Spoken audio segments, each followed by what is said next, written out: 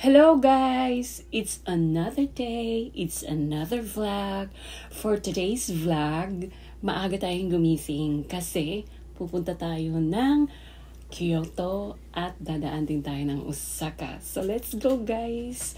At inom-inom muna tayo ng kape habang naghihintay ng oras papunta ng Osaka. Let's go!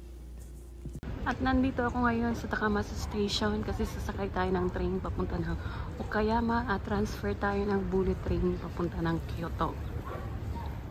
At ito, pasyal-pasyal muna habang hinihintay ko yung kasama ko kasi nasa bahay pa nila. Ang tagal mo, Cheryl, halikan na.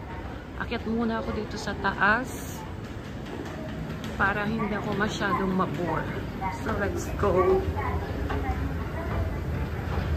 Kahit dito sa loob, tahimik pa, hindi pa bukas yung mga shops dito. Kaya dun muna ako magtatambay, may upuan kasi doon. Habang hinihintay ko yung kasama ko, dito muna. Ang tagal-tagal. Oh, bukas na pala yung Starbucks. Oo nga pala kasi morning breakfast pala. So bukas na yung Starbucks dito. Pero dito na lang muna ako. Tambay muna dito sa may upuan habang hinihintay ko si Cheryl. Okay. Sa wakas, after 4 years, makakagala na rin tayo dito sa Japan. Gawa nga ng COVID, kaya hindi tayo nakagala. Kaya ngayon gagala tayo. Pupunta tayo ng Kyoto at Osaka. Eto, nandito na tayo sa Takamatsu Station. Sasakay tayo ng train papunta ng Okayama. Sobrang excitement, napasok kami dun sa mga reserved areas. So ang nangyari, lumipat ulit kami dun sa mga non-reserved areas. Maraming pasahero kasi pag mga 7 to 8 in the morning, talagang maraming pasahero. So nakatayo lang kami. Eto, video lang sa labas habang inaaliw yung mga sarili namin na hindi mapagod sa katatayo. Mabilis ang takbo ng train na to kasi mga malalaking stations lang ang hihintuan niya at aabot tayo ng 1 oras na biyahe mula Takamatsu hanggang Okayama City.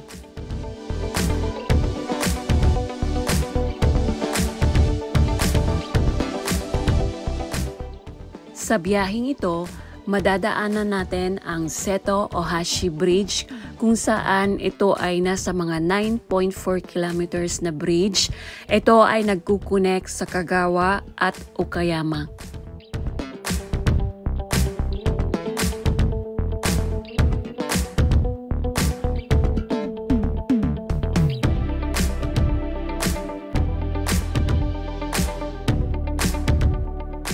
Eto, dinadaanan na natin ang Seto Ohashi Bridge. Nandito kami sa baba kasi dito yung train, daanan ng train.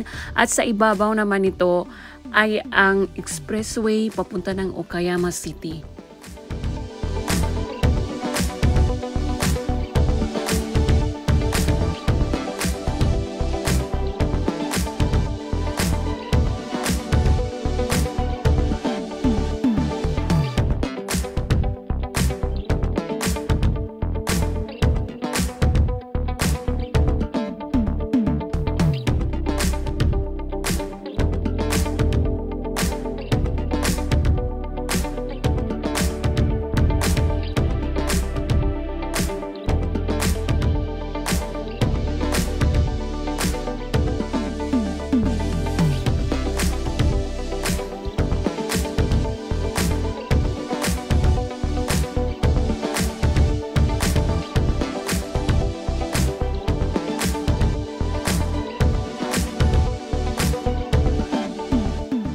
Nasa Okayama City na tayo at maya-maya parating na tayo sa station nila. At pagdating natin sa station, lilipat tayo o magta-transfer tayo ng train kasi sasakay tayo ng bullet train papunta ng Kyoto.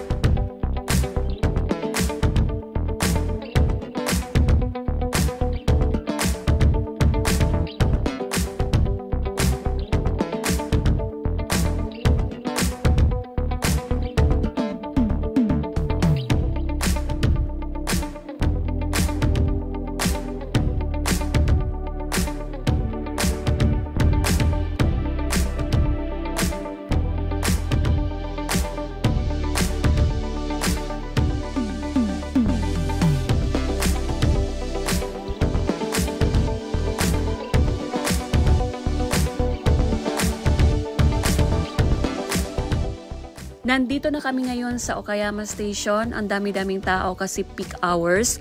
At kailangan naming magmadali kasi kailangan naming habulin yung oras namin ng bullet train papunta ng Kyoto. So let's go guys!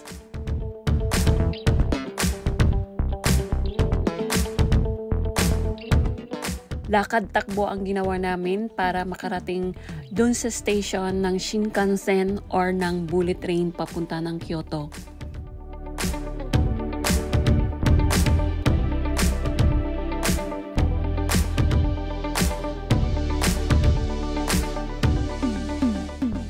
Sana nagustuhan ninyo ang video kong to at don't forget to like, comment, and subscribe. Anna Kayama po ulit. Bye-bye!